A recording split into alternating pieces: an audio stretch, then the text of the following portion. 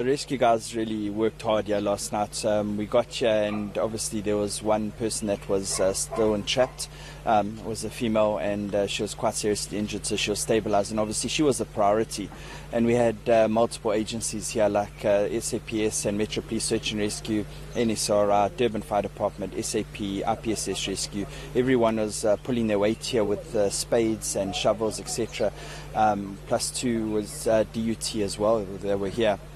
And yeah, I mean, unfortunately we recovered 4 bodies, 2 being children and 2 being adults, and it was a bit of a sad affair. It's not pleasant at all, but the guys really worked through hard through the night, and then obviously it became a bit too dangerous when we were still trying to do the rescue, and it was postponed for the morning, so we then went to other rescues. Gareth, I just want to take our viewers a bit closer to the activity in the background while we continue our conversation. If I could just ask my colleague Francois to show what's going on at the moment. That's the beginning of the rescue effort. So the concern right now is trying to remove that rubble to get to those that remain. What do we know about those that may still be trapped here? We believe that there's 3 people still trapped, 2 being children and 1 being an adult. That's been told to us by the family members. And, so we're trying to get to them to recover their bodies as quickly and safely as possible. So while we just continue to show these visuals, you've been driving in here and you've been out on the road at the moment, and the numbers that we have at the moment are the 4 that have passed away here, the other death in Overport as well, but these are very much preliminary numbers. What do you know at this point in terms of the people that have passed away?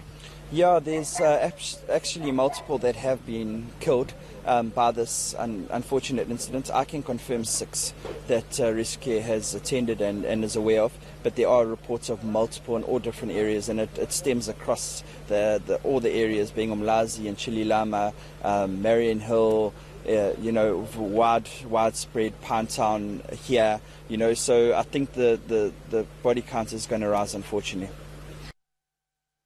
Well, ENCA's Dessen Thathia is still at the collapsed house in Malvern, and he joins us live now. Dessen, good morning to you once again. Give us an update on the recovery efforts. I see there's more and more people that are coming around.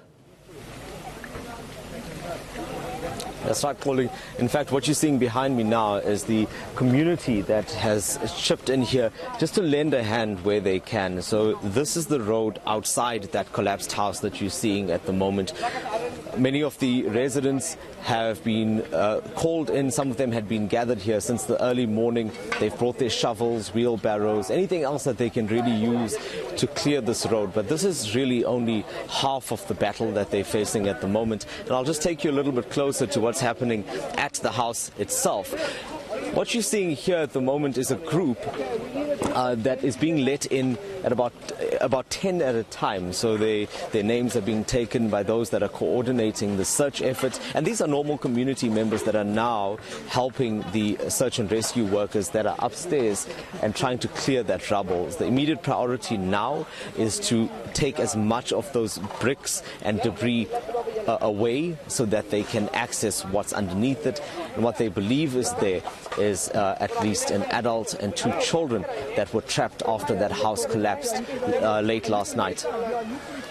Dessen, talk to us about also the other areas that we hear are affected in and around Durban. We're hearing talk of Umlazi, and I'm also wondering, Dessen, about the people who live in informal settlements. If a bricks and mortar house could be swept away in this fashion, how much more for people who basically have houses made of corrugated iron?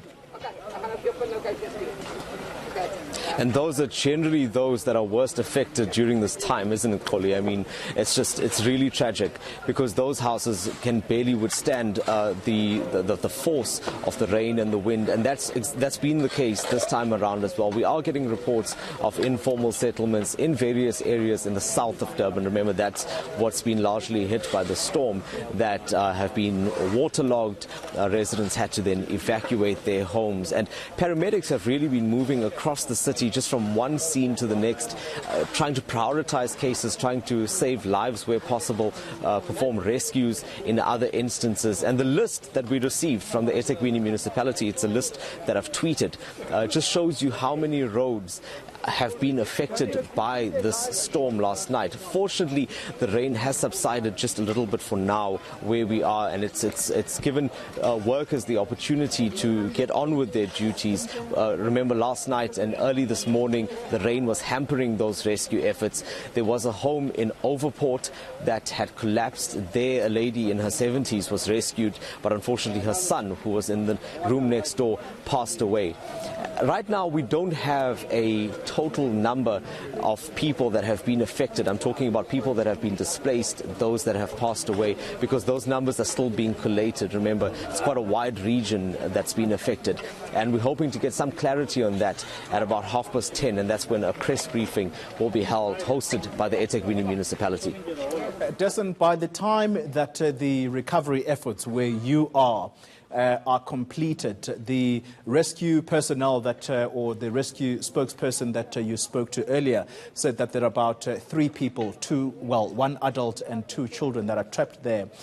The total from that house alone will then bring the figure of the dead to 7 people. Talk to us about the family members, how they're holding up. We saw them passing by you earlier looking very distraught. That's right. Some of the family members are gathered here, in fact. And once again, Koli, I'll just show you what's happening behind me while I speak to you. These relatives had come through after hearing reports that the house had collapsed. As you can understand, they are still very distraught and don't really want to engage any further at this time. They're waiting quietly and watching these efforts unfold here, hoping that there could be some signs of life. The reality, though, is from speaking to people on the ground, is that they say that that is not likely.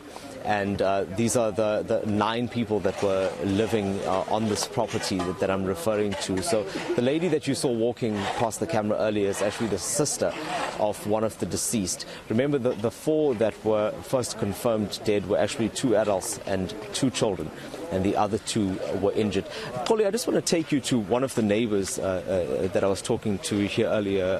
Bulelani, I was speaking to you earlier. We're live on ENCA at the moment. I see you also helping out. Just what is the mood in this community right now as you prepare to move the rubble up above? I can talk my language. Yeah. Okwamanje kunzima kakhulu imvula ehlasele la yalimaza abantu. Okwamanje sazama ukusiza kuba kunabantu cishe bathathu abangatholakali. Sebhizi kakhulu, siyazama ukusiza. Siyabonga nabaka eTV bafike ngesikhathi early in time bezama ukuthi sibachazisele ukuthi kwenzakalani. Siyabonga ka eTV, SABC. Thank you. Bulelani, you were here last night when those bodies were being recovered, and you said that you were also trying to help at that point. Among those bodies was also a baby. Yes, one baby and the mother, and then the body of the guy. I don't know. I can't see clearly is a man or is a but 3 bodies yesterday we released. Yeah, we take the others 2 ladies at hospital. Did you know this family? No, actually, just my neighbors. I didn't know his names or her names. Thank you very much, Bulelani. That's one of the neighbors here. He was also here last night and trying to assist where they could, because it really needed to be all hands on deck when that house collapsed. One of the neighbors was also saying to me that they had heard a crashing sound and then heard the screams, and they knew at that point that they needed to rush over to offer any assistance. Listen, just quickly, as I let you go, the Department of Cooperative Governance and Traditional Affairs, you said earlier, they were possibly going to brief the media. Is that still in the offing? That's right. That'll happen at about 10:30 or so, and we understand that that is where we will then be informed of the broader extent of the damage across this region, because that briefing will happen at the Disaster Management Center. So it's hoped that we'll have a better understanding of those people that were displaced and also a number of people that have tragically passed away during the storm. Thank you very much, live for us in Malvern.